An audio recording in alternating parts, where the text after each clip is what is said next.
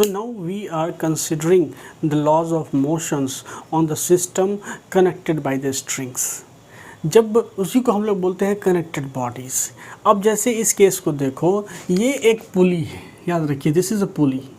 ये जो डिस्क आप देख रहे हैं एक्चुअली में ये क्या है, एक सर्कुलर डिस्क है जिसका एक चौड़ाई है और उसमें ग्रुप्स बने होते हैं। जो क्या होता है कि जिस पर रस्सी जो है, जैसे ये रस्सी जो है वो रस्सी को जो है सो एक तरह से डायरेक्शन देता है उस पर मूवमेंट के लिए जो है सो। फिलहाल यहाँ पे जो पुली है हमारा, पुली और रोप, ये क्या है तो रोप जो है मासलेस है, हमारा रोप की रस्सी जो है उसको हम आइडियल स्ट्रिंग मान रहे हैं, मतलब ये क्या है मासलेस है। हम लोग मासलेस स्ट्रिंग का केस समझ चुके हैं और फ्रिक्शनल लेस भी है, फ्रिक्शनल लेस भी है। तो हम लोग ये भी जानते हैं फ्रिक्शनल लेस और मासलेस कहने की वजह से क्या होता है कि जो टेंशन इस एंड में होगा वही टेंशन इस एंड में डेवलप होगा जो है सो। तो हम इसके मोशंस को कंसीडर करते हैं। यहाँ हमने मान रखा है कि ये जो मास m1 है इसका जो वजन है वो m2 से ज़्यादा बड़ा है, ठीक है। तो अब देखिए जब हम इसके मोशन को कंसीडर करेंगे तो इस पर लगने वाले फोर्सेस को कंसीडर करना पड़ेगा। तो अगर अब देखा जाए इस मास m1 पे एक फोर्स लगेगा नीचे की ओर जिसको हम लोग बोलेंगे m1g। उसी तरह से ये जब इस पर एक टेंशन फोर्स डेवलप होगा जो इधर ऊपर की ओर T होगा और पुली के साइड से यहाँ से लिखिएगा तो इसके खिंचाव T यहाँ डेवलप होगा। और चूँकि ये मासलेस और फ्रिक्शनल लेस है तो सेम टेंशन फोर्स जो है सो यहाँ डेवलप होगा। तो आप इसको ऐसा कह सकते हो, इधर हो गया T और इधर मास ऊपर की तरफ T, ठीक है। और ये हमने पढ़ रखा है कि टेंशन फोर्स कहाँ डेवलप होता है, क्या उसका डायरेक्शंस होता है, ये हम लोगों ने अपने पिछले वीडियो में देख रखा है। फिर दूसरा ये मास m2 जो है इस पर नीचे की ओर ग्रेविटेशनल फोर्स लगेगा m2g। इतने सारे फोर्सेस जो है सो पिक्चर में है। अब एक जो बात हमारे समझ में आ जानी चाहिए कि चूँकि स्ट्रिंग का लेंथ कांस्टेंट है, ठीक है, as the length of the string is constant, इसीलिए जितना नीचे ये ब्लॉक आएगा अपने उतना ऊपर ये जाएगा। इसका मतलब क्या है कि magnitude of the acceleration of the block क्या होंगे, बराबर होंगे, ठीक है। सो लिख सकते हैं आप कि as the length of string connecting both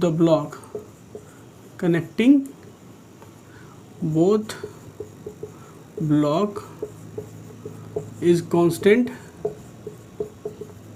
and so the magnitude of acceleration of both the block will be same, ठीक है। इनका मैग्नीट्यूड ऑफ एक्सेलरेशन सेम होगा क्योंकि अगर ये ब्लॉक x डिस्टेंस यहाँ नीचे आती है तो ये x डिस्टेंस ऊपर जाएगी। इसका मतलब क्या हो गया कि मैग्नीट्यूड ऑफ एक्सेलरेशन जो है सो सेम है बट डायरेक्शंस ऑफ एक्सेलरेशन जो है तो डिफरेंट है। तो हम ऐसा एज्यूम करते हैं कि ये पूरा सिस्टम नीचे की ओर जो है वो a एक्सेलरेशन से नीचे की ओर जा रही है, ठीक है। तो अब अगर हम न्यूटन्स लॉ अप्लाई करेंगे considering m1 as a system, ठीक है, applying Newton's law, applying Newton's law considering m1 as a system, तो फ्री बॉडी डायग्राम बनाओ। तो ये हुआ m1 पे फोर्स लग m1g, ऊपर लग रहा है टेंशन फोर्स T और ये नेट जो है सो a एक्सेलरेशन से नीचे की ओर जा रही है।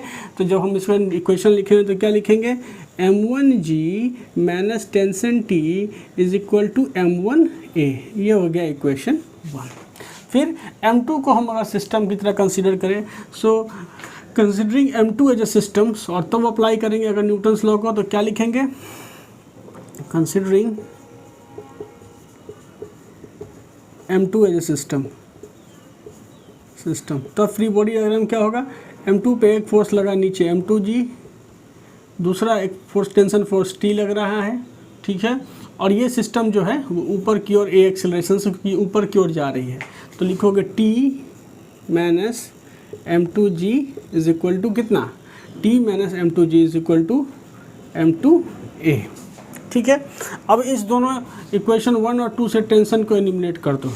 तो फ्रॉम 1 and 2 क्या लिखोगे, फ्रॉम 1 एंड 2 दोनों इक्वेशन से हम जब दोनों को जोड़ देंगे तो क्या हो जाएगा, ये हो जाएगा m1g माइनस ये टी कट गया तो माइनस m2g बराबर m1 प्लस m2 इंटू ए। कब जब 1 + 2 कर दिए, फ्रॉम 1 and 2 नहीं, मतलब 1 इक्वेशन 1 प्लस इक्वेशन 2 कर दिए तब, तो यहाँ से एक्सेलरेशन जो है ए कितना आ गया, तो m1 minus m2 into g बट्टा m1 प्लस m2। और जब एक्सेलरेशन आ गया तो अब यहाँ से आप टेंशन टी भी निकाल सकते हो, क्या, पुटिंग दिस इन इक्वेशन 1, तो टेंशन टी कितना लगेगा, तो tension T is equal to m1g minus m1a, मतलब क्या, m1g माइनस a है ना।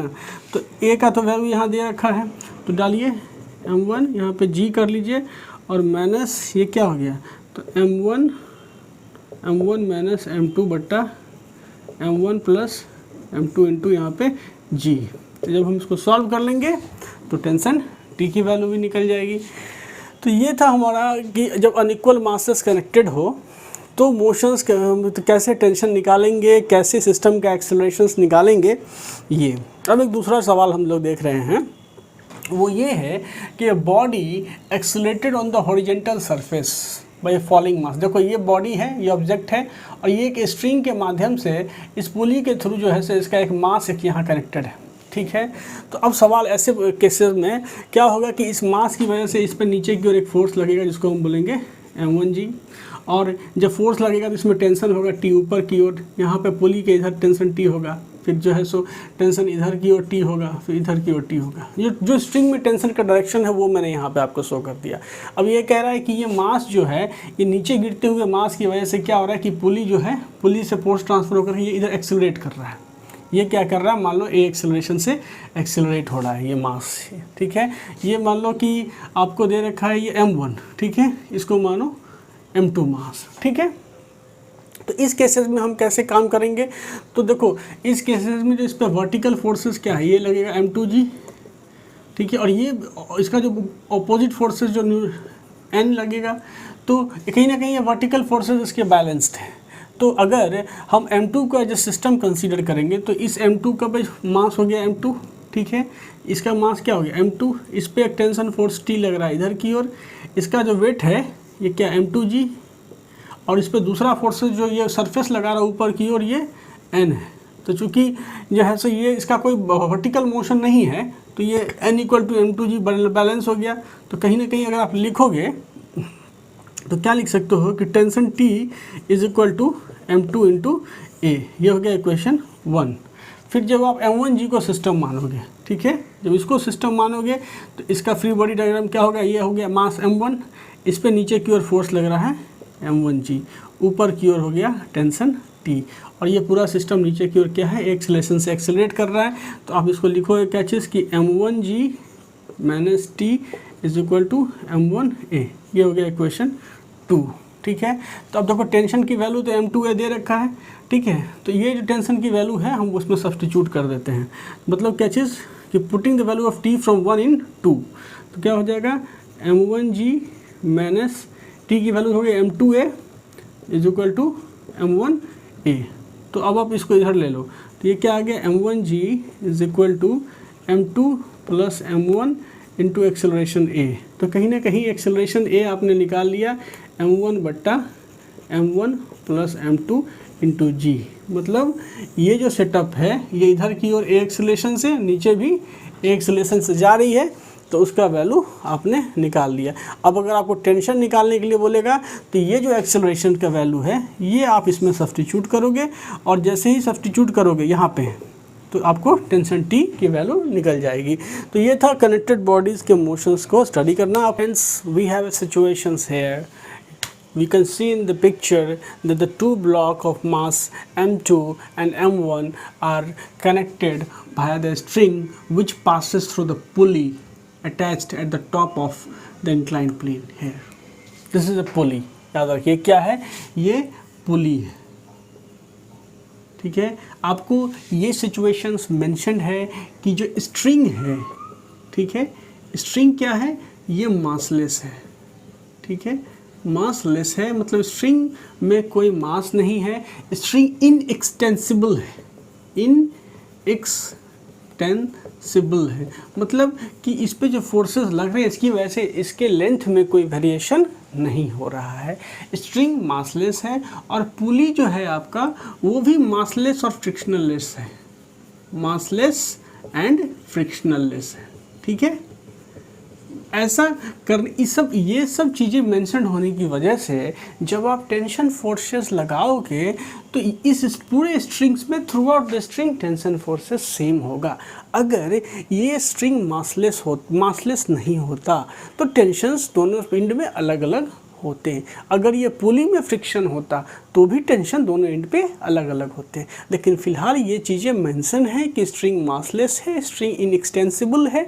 इनएक्सटेंसिबल होने का क्या मतलब हुआ कि अगर ये नीचे की ओर अगर एक्स डिस्टेंस ट्रैवल करेगी तो ये जो मास है ये इस इंक्लाइंड प्लेन में भी एक्स डिस्टेंस ट्रैवल करेगा, मतलब इसके लेंथ में कोई वेरिएशन नहीं आएगा। तो इन चीज़ों के कंसिडरेशंस के बाद आपसे एक सवाल पूछा जा रहा है कि if the block of the mass m2 moves up the plane, मतलब ये ब्लॉक ऊपर की ओर मूव करने लगती है, तो बताइए कि एक्सेलरेशन किस एक्सेलरेशन से मूव करेगी और जो टेंशन है इस स्ट्रिंग में वो क्या होगा। तो सबसे पहली बात यहाँ समझने की है कि इस पे जो फोर्स लग रहा होगा वो एक फोर्स तो इसको ग्रेविटी नीचे की ओर खींच रही होगी जिसको हम बोलेंगे m1g। अब इस पे जब नीचे की ओर फोर्स लग रहा है तो स्ट्रिंग में एक टेंशन डेवलप हो रहा होगा, टेंशन T।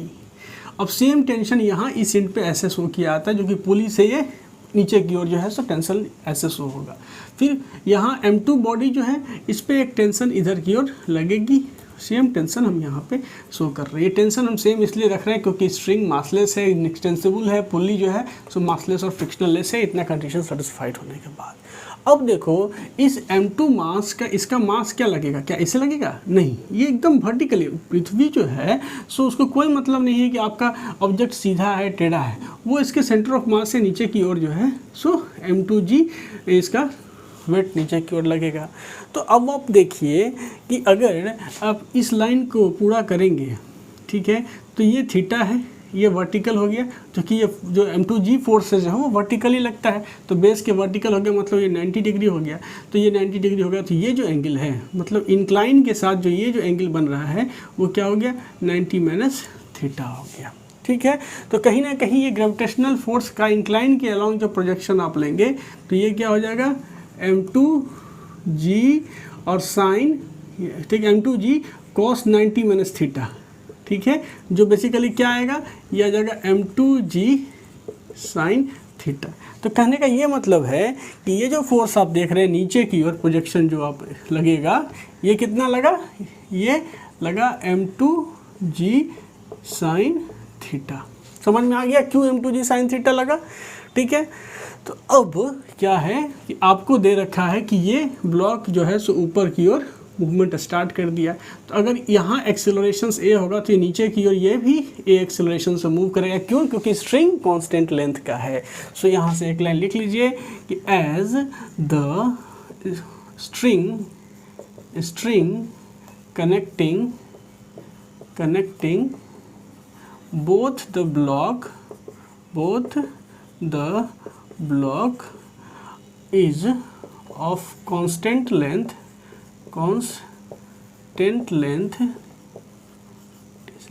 and so क्या होगा, so the acceleration, the magnitude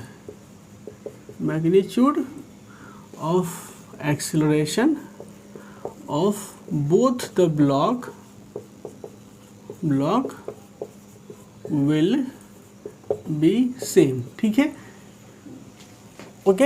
अब देखो अगर हम consider m1 as a system, अभी हम फिलहाल इस ऑब्जेक्ट के मोशन को कंसीडर करते हैं तो लिख लें कंसीडर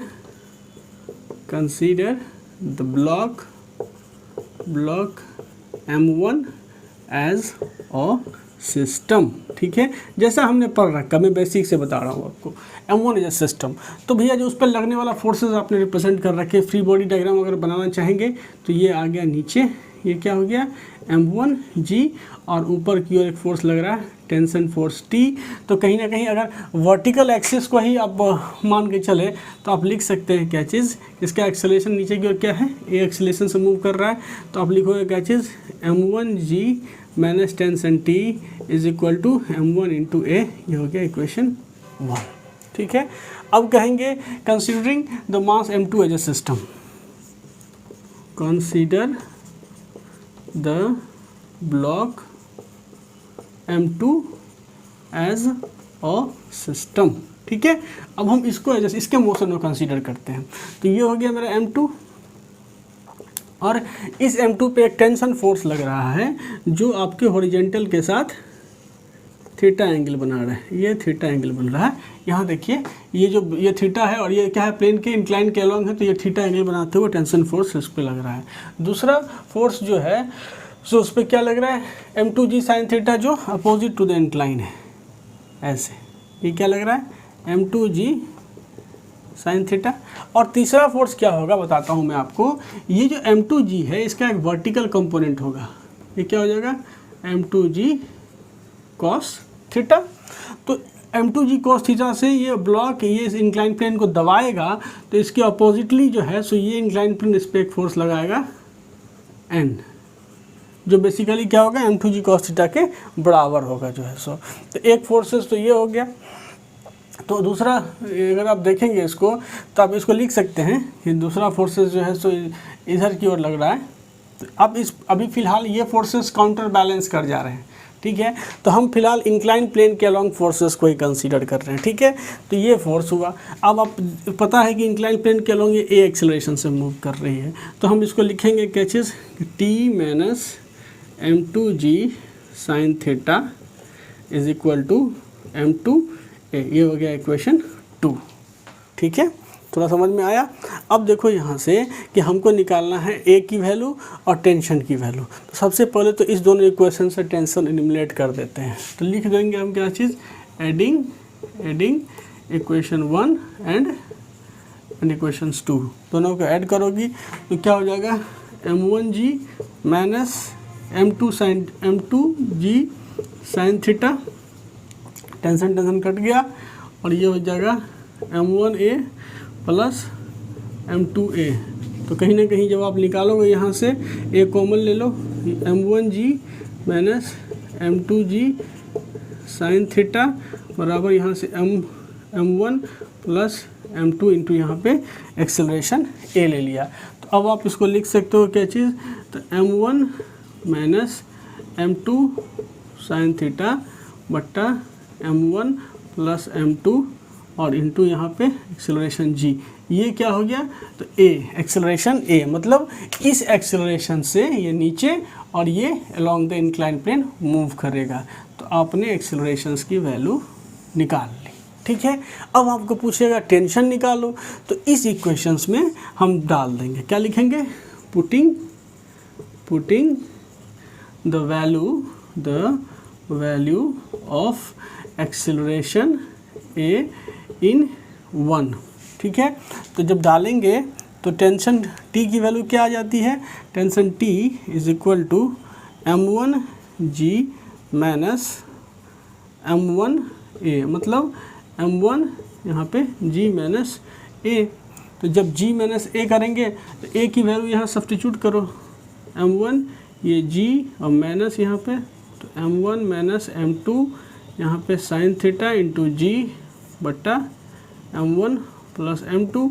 और जब हम लोग इसको कैलकुलेट करेंगे तो ये हमारा जो वैल्यू है वो यहाँ से जो वैल्यू आएगा वो आना चाहिए m1 m2 1 plus sine theta into g बट्टा m1 प्लस m2। ये मेरा टेंशन का वैल्यू आएगा जब हम इसको सॉल्व करेंगे। तो ये मेरा क्वेश्चंस था।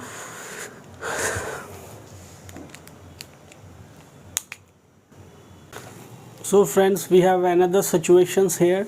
In the situations, you can study the problem statement that the three blocks of mass 2 kg, 4 kg, m2 equal to 4 kg and m3 equal to 6 kg are connected by a light string on a frictionless inclined plane। ठीक है, तो इस चीज़ को समझ लीजिए कि 3 masses हैं, जो आपको m1 की वैल्यू है वो कितनी दे रखी है इसने 2 kg। ठीक है, जो m2 की वैल्यू है, ये जो m2 मास आप देख रहे हैं, उसकी वैल्यू कितनी दे रखी है आपको 4 kg, ठीक है। और जो m3 की वैल्यू है उसकी वैल्यू कितनी दे रखी है 6 kg। और ये क्या है, तो they are connected by a light string. ये जो आप स्ट्रिंग देख रहे हैं जिसके साथ ये जुड़े हुए हैं, these strings are very light. ये जो स्ट्रिंग है ये स्ट्रिंग ये काफ़ी लाइट स्ट्रिंग है, ठीक है। इसका कोई मास नहीं है, ये मासलेस स्ट्रिंग है, इनका यही कहना है, ठीक है।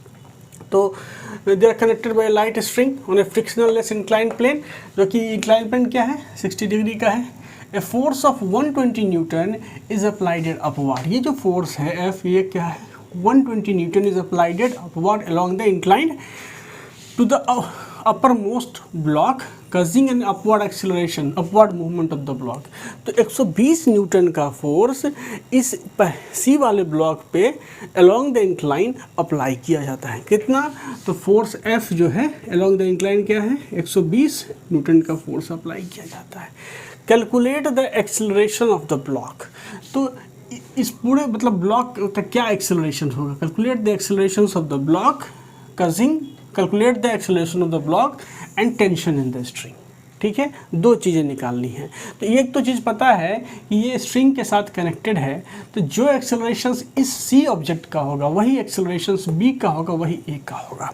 अब इस बात को समझ लीजिए कि ऐसा क्यों होगा, क्योंकि अगर किसी पर्टिकुलर टाइम इंटरवल में ये ब्लॉक यहाँ से यहाँ मूव कर गया एक्स डिस्टेंस, तो चूँकि ये स्ट्रिंग जो है वो इनएक्सटेंसिबल है, उसका लेंथ कॉन्स्टेंट है, तो इसको भी उतना टाइम में वो एक्स डिस्टेंस मूव करेगा और ये भी ब्लॉक उतना टाइम में एक्स डिस्टेंस मूव करेगा। तो जब इक्वल डिस्टेंस मूव कर रहे हैं इक्वल टाइम में और साथ में क्या हो रहा है सेम डायरेक्शंस में मूव कर रहे हैं, इसका मतलब आप ये कह सकते हैं कि accelerations of all the connected block will be same, ठीक है। अब चलते हैं इस पे फोर्स क्या क्या लग रहा है उस पे। तो देखिए सबसे पहली बात कि ये जो वेट होगा इस ब्लॉक का, नीचे की ओर एक वेट लग रहा होगा जिसको आप लिख सकते हैं m3g। इसका भी एक वेट होगा जो नीचे लग रहा होगा m2g, और इसका भी एक वेट होगा जो नीचे लग रहा होगा m1g, ठीक है। दूसरा फोर्स देखिए क्या क्या लग रहा है। ये जो आपका स्ट्रिंग है, तो जब इसको खींचा गया F फोर्स से, तो इसके बीच में एक टेंशन फोर्स डेवलप होगा T, ठीक है। आप इस टेंशन फोर्स को लिखोगे, ऐसा लिखोगे T1 टेंशन फोर्स। अब स्ट्रिंग अलग अलग है तो टेंशन फोर्स अलग अलग होगी। फिर यहाँ टेंशन फोर्स डेवलप होगा, उसका डायरेक्शन ऐसे होगा, ये स्ट्रिंग में ये हो गया T2, ठीक है। तो ये आपने देखा कि टेंशन फोर्स इसमें डेवलप हुआ। तो अब से सवाल पूछा जा रहा है कि एक्सेलरेशंस क्या होगा। तो चूँकि जो इंडिविजुअल ब्लॉक का एक्सेलरेशंस है वो भी इन पूरे सिस्टम का एक्सेलरेशन है, क्योंकि ये स्ट्रिंग मासलेस है तो ये तो सिस्टम में कोई मास ऐड करेंगे नहीं। तो हम अगर इस सवाल को ऐसे बनाएं कि सबसे पहले एक चीज़ और जान लें कि इंक्लाइंड प्लेन के अलोंग फिर इसका कंपोनेंट होगा, इंक्लाइंड प्लेन के अलोंग कितना m1g साइन 60 डिग्री। फिर इसी तरह से इसका कंपोनेंट होगा इंक्लाइंड प्लेन के अलोंग, और इसका भी कंपोनेंट m3g मास का कंपोनेंट इंक्लाइंड प्लेन के अलोंग होगा। जो नॉर्मल कंपोनेंट होगा, मतलब ये जो m2g का जो नॉर्मल कंपोनेंट है इधर की ओर, जो m2g यहाँ पे cos 60 डिग्री, ये बैलेंसिंग फोर्स होंगे। ये इंक्लाइंड प्लेन के साथ तो ऊपर उड़ नहीं रहा है, तो ये क्या हो जाते हैं, ये बैलेंस हो जाते हैं, ठीक है। तो फिलहाल हमको सारे forces along the inclined plane ही कंसीडर करनी है। तो चलिए हम कंसीडर करते हैं, कंसीडर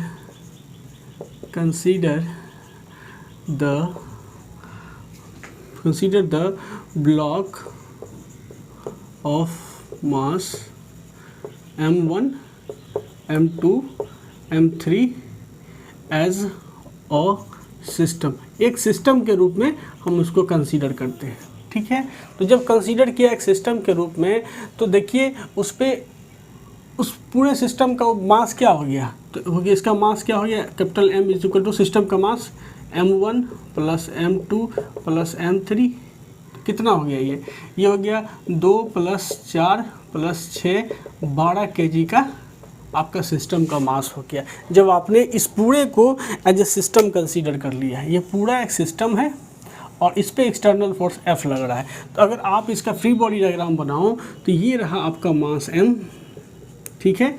इस पूरे मास पे एक फोर्स जो इंक्लाइन प्लेन के अलोंग लग रहा है, ये लग रहा फोर्स F कितना है 120 न्यूटन का, अगर ये हॉरिजॉन्टल है तो इसके साथ ये 60 डिग्री का फोर्स है, ठीक है। और इस पूरे सिस्टम पे अलोंग द इंक्लाइन एक फोर्स लग रहा है नीचे की ओर, जिसको हम लोग बोलेंगे क्या चीज़, तो M1G साइन 60 डिग्री।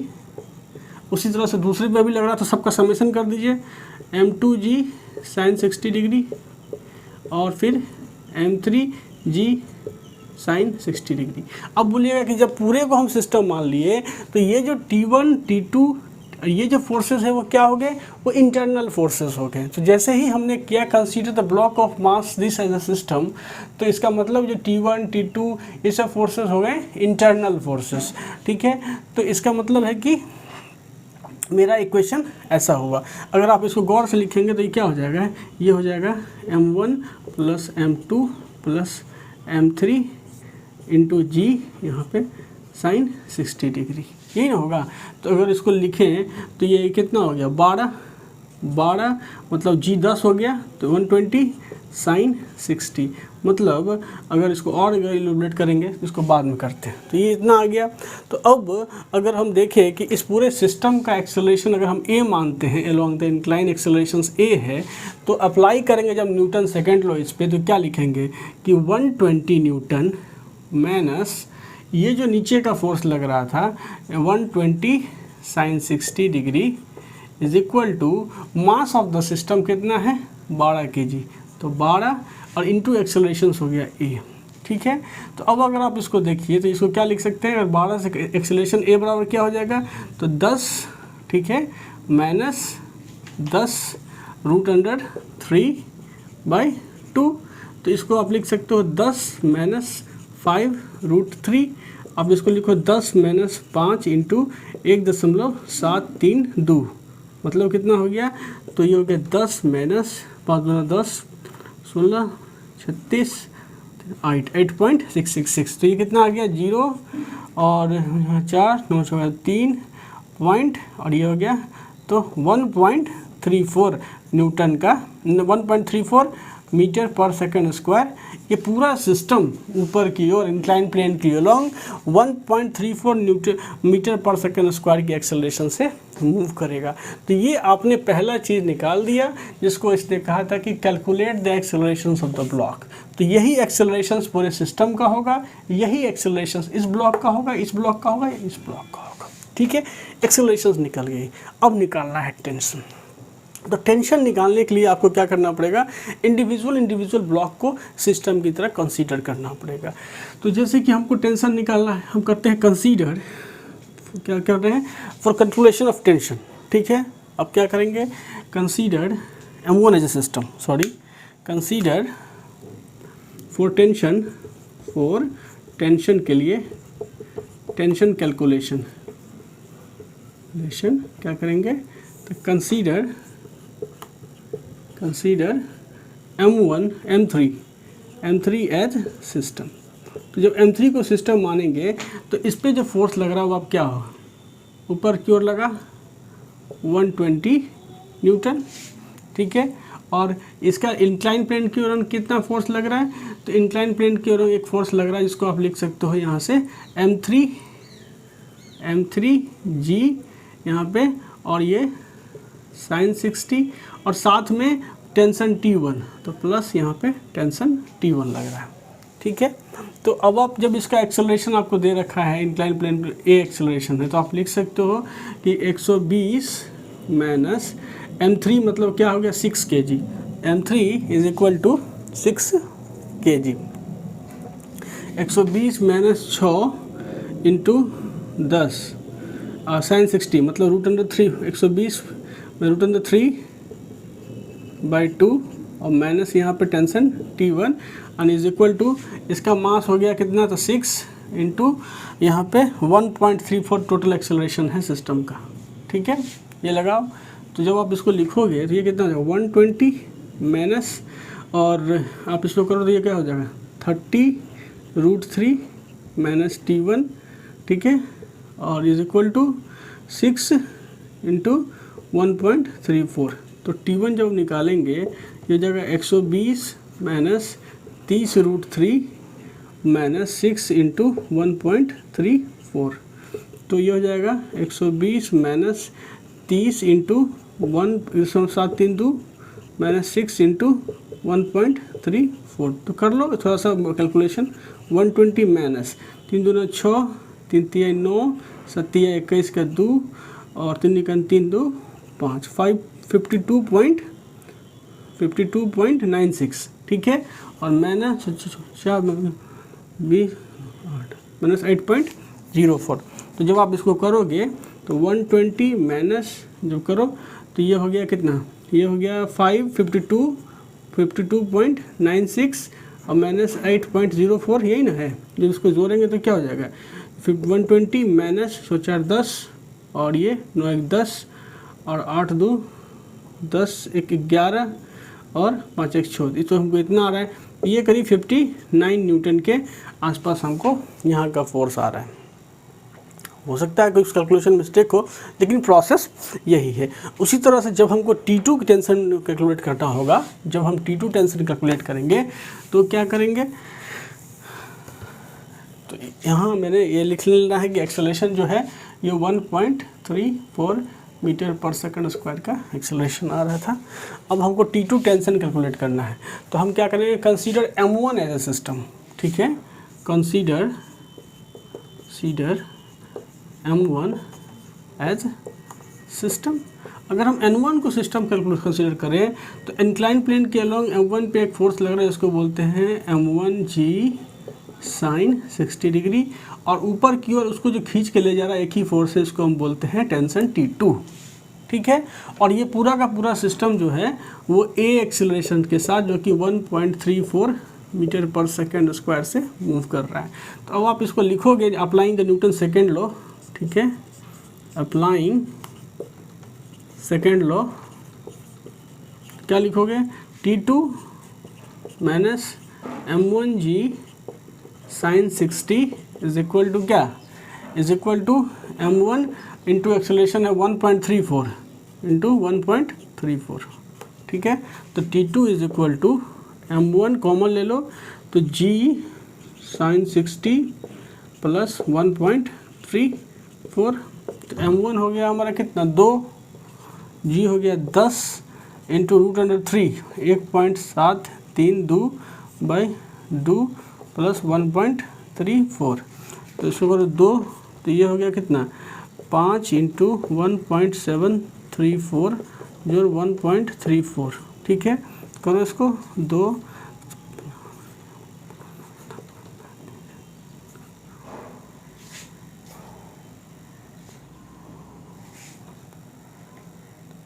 8 पॉइंट, देखो ना 5 और 20 और 35 35 तो 37 35 तो 37, इसको ठीक से करो, I think I am mistaking somewhere. 4 5 20 का 0, 5 15 16 17 7 5 35 35 1 36 और 5 1 5 3 8 और प्लस ये हो गया 1.34 और इसको 2 से मल्टीप्लाई करना है। तो अगर गौर से देखिएगा तो इसको 1.33 करते हैं तो ये कम 10 के आसपास मतलब 20 न्यूटन के आसपास अप्रॉक्सीमेटली टेंशन निकल के आता है, जिसको हम बोलते हैं T2 टेंशन। तो आपने देखा कि कैसे T1 टेंशन आया 59 न्यूटन और T2 टेंशन आ गया 20 न्यूटन, और कैसे हम लोगों ने जो है सो न्यूटन्स लॉ अप्लाई करने के लिए सिस्टम्स को डिफरेंट कंडीशंस में कंसीडर किया और जो चीज़ें हमें निकालनी थी वो हमने निकाला। और भी प्रॉब्लम्स हम लोग देखेंगे स्टेप बाय स्टेप।